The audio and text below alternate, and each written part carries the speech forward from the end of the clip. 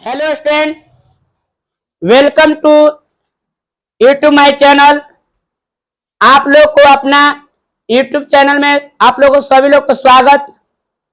मैं कल भी बोला था कि मैं आप लोगों को अगले दिन पूर्ण वर्ग विधि से मैं मूल सिखाऊंगा। कल मैं बता चुका हूं कि मूल कैसे बनाया जाता है, मूल को कैसे निकाला जाता है। कभी पूर्ण वर्ग विधि से जब हम मूल निकालते हैं तो कभी a प्लस बी को होल स्क्वायर पर जाता है तो कभी a माइनस बी को होल स्क्वायर पर तोड़ते हैं। तो आज मैं पूरे किताब का पूर्ण वर्ग विधि से मूल सिखाऊंगा। अगर ये वीडियो अच्छा लगेगा तो दोस्तों में जरूर शेयर करेंगे। अगर आप लोग मेरे वीडियो को देखेंगे तो जरूर समझ में आएगा। आप लोग खुद देखते ही देखते मेरे वीडियो का दीवाना हो जाएंगे आप लोग।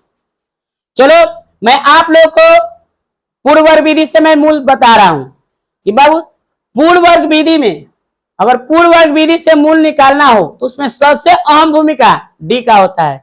डी का मतलब क्या होता है? विवेचक, यानी विवेचक। कभी सवाल में कहता है कि यदि मूलों का अस्तित्व हो तो उन्हें पूर्ण वर्ग विधि से ज्ञात करें। तो हम लोग सबसे पहले ये जानेंगे कि पूर्ण वर्ग विधि का मतलब क्या होता है। यानी a प्लस बी को होल स्क्वायर पर कभी टूटता है तो कभी a माइनस बी के होल स्क्वायर पर टूटता है। तो सवाल में ऐसे कहता है यदि मूलों का अस्तित्व हो तो उन्हें पूर्ण वर्ग विधि से ज्ञात करें। तो बहुत सबसे पहले जान कि मूल का अस्तित्व मतलब होता क्या है। तो मूल का अस्तित्व चेक करने के लिए सबसे पहले हम लोग डी निकालते हैं। तो डी का फॉर्मूला होता है बी स्क्वायर माइनस 4ac, यानी डी बुलाता है विवेचक को, यानी विवेचक बराबर होता है बी स्क्वायर माइनस 4ac। अगर बाबू देखो, अगर डी का मान अगर 0 आ जाएगा, अगर कैलकुलेशन करेंगे सोल्व करेंगे, अगर डी के मान अगर 0 आता है तो भी मूल का अस्तित्व है। आगे में हम लोग मूल का जब अस्तित्व होगा तो हम लोग आगे बनाएंगे, मूल अपना ज्ञात करेंगे। जब डी का मान प्लस में भी कोई संख्या आएगा तो भी मूलों का अस्तित्व है। लेकिन जब डी का मान माइनस में आ जाएगा तो मूल का अस्तित्व नहीं है, क्योंकि जब मूल का अस्तित्व नहीं रहेगा तो आगे हम लोग मूल नहीं ज्ञात करेंगे। क्योंकि जब मूल का अस्तित्व होता है तो भी हम लोग का मूल ज्ञात आगे करते हैं। अगर मूल का अस्तित्व नहीं होगा तो हम लोग मूल नहीं ज्ञात करेंगे। तो डी बराबर सबसे पहले आज जान जाए कि डी का मान कैसे निकाला जाता है, तबे तो हम लोग मूल का अस्तित्व चेक करेंगे। और जब मूल का अस्तित्व चेक करेंगे तबे हम लोग मूल को आगे बनाएंगे। अगर डीए का मान नहीं निकालने आएगा तो हम लोग का मूल का अस्तित्व चेक करने नहीं आएगा, तो हम लोग क्वेश्चन को सोल्व नहीं कर सकते हैं। सबसे पहले हम लोग सीखे आज कि मूल का अस्तित्व कैसे चेक किया जाता है, डी का मान कैसे निकाला जाता है। बहुत देखो, मैं आज सिंपल तरीका से तुम लोग को डी का मान निकालने के लिए बता रहा हूँ। डी बराबर सूत्र होता है बी स्क्वायर माइनस 4ac। मानो बाबू x स्क्वायर है, 6x है और प्लस 9 है बराबर 0 है। तो सबसे पहले हम लोग डी निकालेंगे, विवेचक निकालेंगे। देखो बाबू, तो हम लोग को देखो a बराबर 1, यहाँ पे कुछ भी नहीं है तो a है, b बराबर 6 और c बराबर 9 हो गया। तो बाबू सबसे पहले हमने डी निकाला, तो डी बराबर सूत्र होता है बी स्क्वायर माइनस 4ac। बराबर के नीचे बराबर करेंगे, बी का मान कितना है 6, स्क्वायर माइनस 4 गुणे 1 गुणे 9, बराबर के नीचे बराबर हो जाएगा 6 के 36 माइनस 4 9 36, बराबर का आ गया 0। भाऊ देखो जब 0 आ गया, देखो 0 आया कि नहीं। अब तो भाऊ समझो, अगर पूर्ण वर्ग विधि से मूल ज्ञात करने के लिए तो आप लोग को सवाल में ऐसे कहेगा यदि मूलों का अस्तित्व हो तो उन्हें पूर्ण वर्ग विधि से ज्ञात करें। तो मूल का अस्तित्व निकालने के लिए, मूलों का अस्तित्व चेक करने के लिए हम लोग सबसे पहले डी निकालेंगे। जब डी निकालेंगे तो डी का फॉर्मूला होता है B square minus 4ac।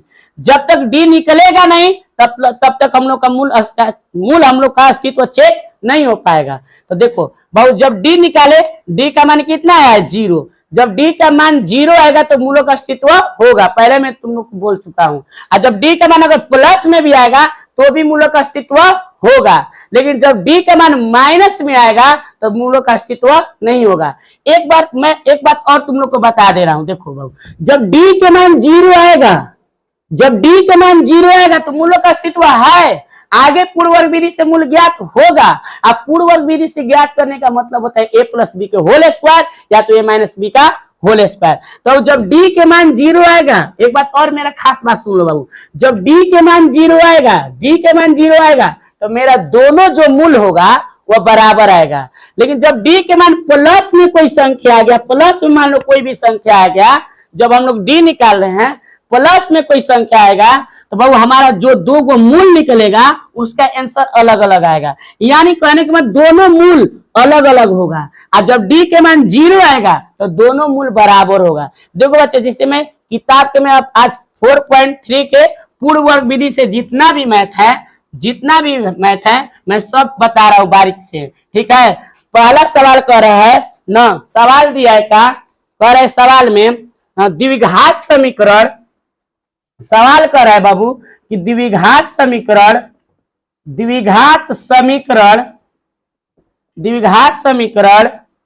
2x² minus 7x plus 3 बराबर 0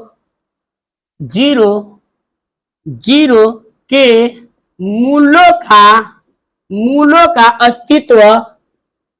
का अस्तित्व हो तो उन्हें पूर्ण वर्ग विधि से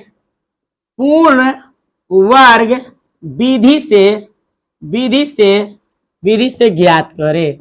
बाबू देखो, मैंने सवाल में आप लोग से पहले ही बोल चुका था,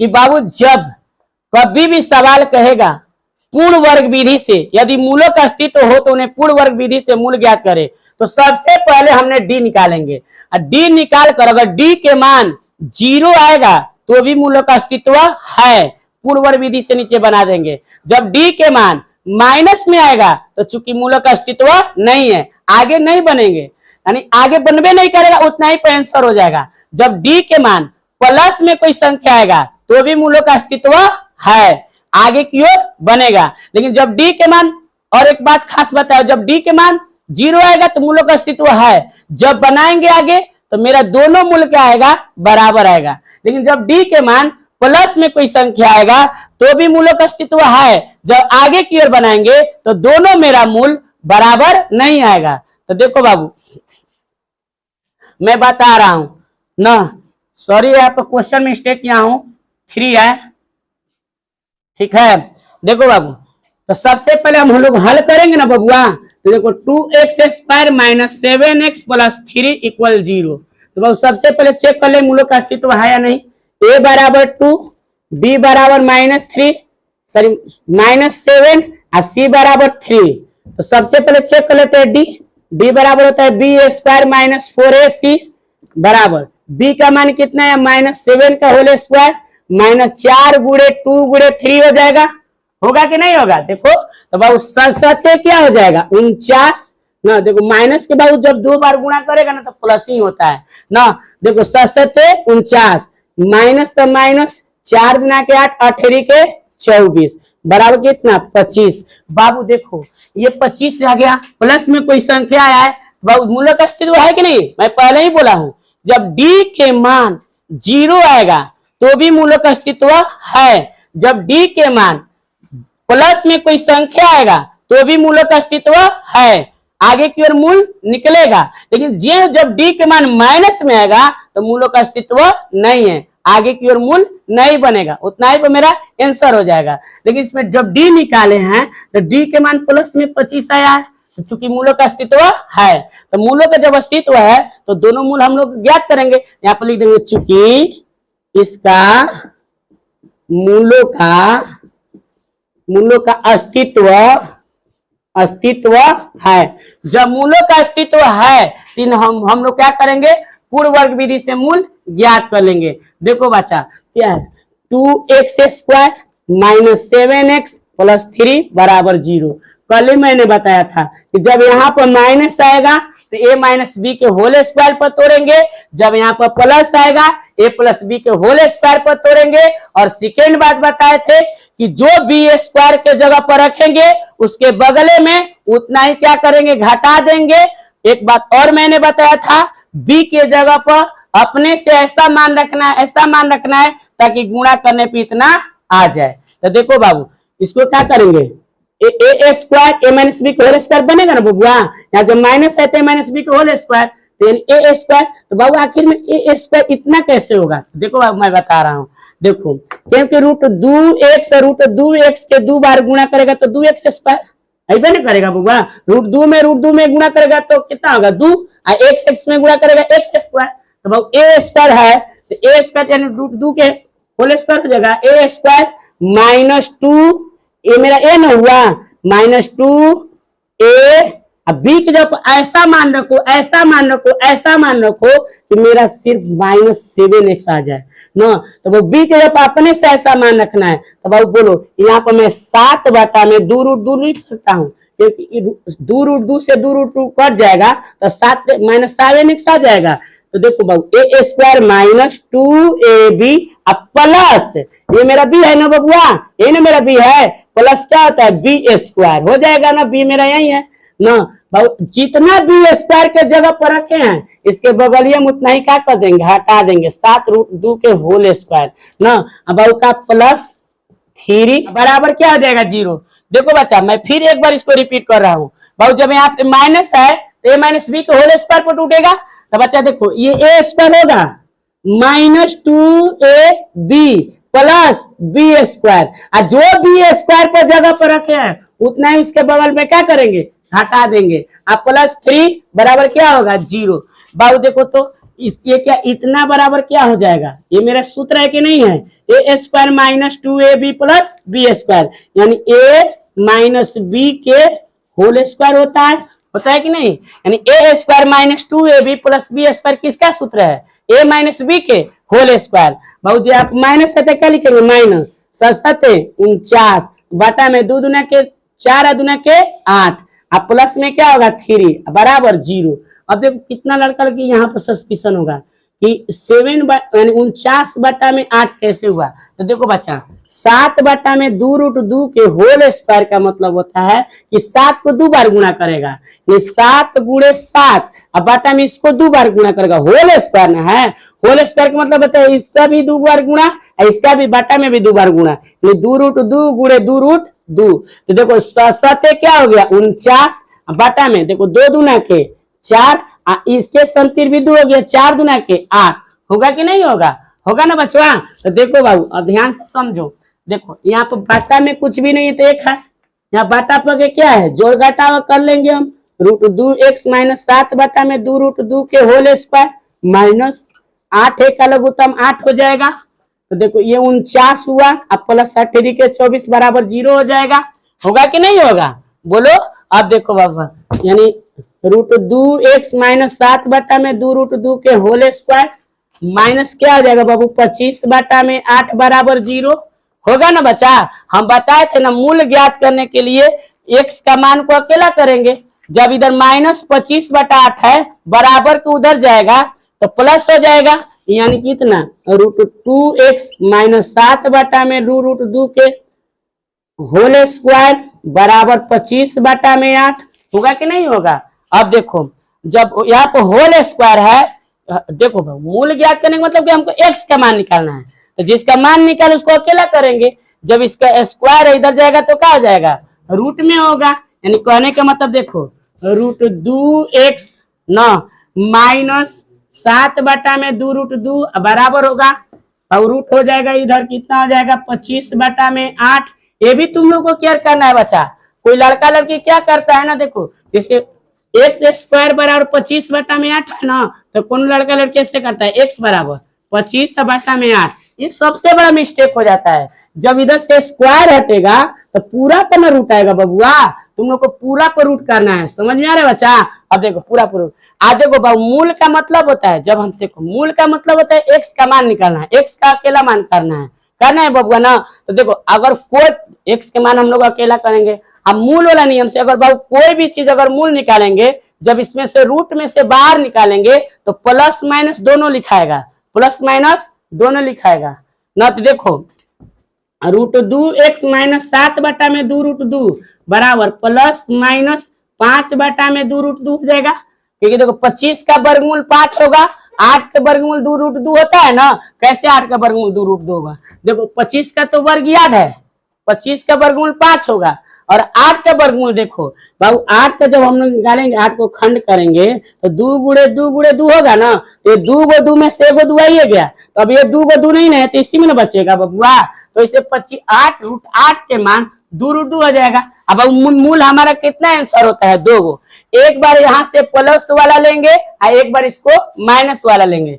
कहने का मतलब कि √2 x माइनस 7 बटा में 2√2 लेंगे, 5 बटा में 2√2, एक बार प्लस लेंगे एक बार माइनस लेंगे। √2 x बराबर 5 बटा में 2√2, ये माइनस आएगा प्लस हो जाएगा 7 बटा में 2√2। बाबू √2 x बराबर फटाफट के जोड़ लघुत्तम हो जाएगा 2√2 यानी 5 + 7 हो जाएगा, यानी √2 x बराबर 12 बटा में 2√2 होगा कि नहीं होगा। तो देखो x बराबर 12 बटा में 2√2 गुणे ये √2 हो जाएगा, नीचे आ जाएगा, आएगा कि नहीं आएगा। तो बाबू x बराबर यानी 12 बटा में 2 दूना के 4, 4 तिहाई 12, x बराबर 3 हुआ ना कि नहीं हुआ। बाबू देखो अभी मेरा सिर्फ एक मूल निकालना है, सिर्फ एक मूल निकला हुआ है और हमको एक बार जब यहाँ से प्लस लिए हैं तो एक बार और क्या लेंगे माइनस, क्योंकि मूल मेरा कितना आंसर होता है, मूल 2 आता है। तो देखो बाबू इधर मैं बता रहा हूँ क्योंकि ये लॉन्ग सवाल है बाबू, बोर्ड ज्यादा खींच रहा है। देखो √2 x माइनस 7 बटा में 2√2 बराबर, देखो बाबू मेरा मूल 2 आंसर आता है। एक बार यहाँ से प्लस लिए हैं, लिया है कि नहीं लिए हैं, अब यहाँ से एक बार क्या लेंगे माइनस, यानी √2 x माइनस 7 बटा में 2√2 बराबर माइनस 5 बटा में 2√2, एक बार माइनस लेंगे ना बबुआ, एक बार माइनस लेंगे कि नहीं, बोले कि मेरा मूल 2 आंसर आता है।